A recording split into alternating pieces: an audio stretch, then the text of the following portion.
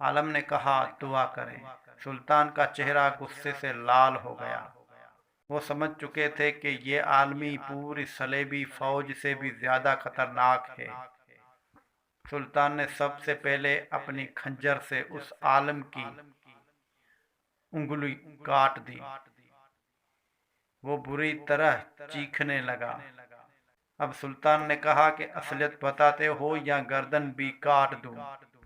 پتہ چلا کہ وہ سفید پوش عالم ایک یہودی تھا۔ یہودیوں کو عربی بخوبی آتی تھی، جس کا اس نے فائدہ اٹھایا۔ سلطان نے پایا کہ اس کے جیسا درس اب خطبوں میں عام ہو چلا تھا۔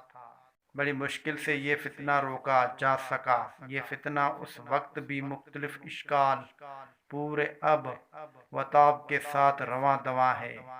کہیں عالم، کہیں سیاستدان، کہیں عورتوں کی آزادی کا علمبردار وغیرہ۔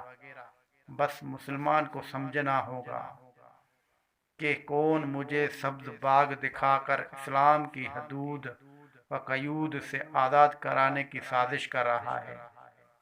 فکر مند ہو جائے، تمہارے دین کا اور تمہارا دشمن تم میں موجود ہے، بس اپنے ایمان کی آنکھ سے بچانا ہے۔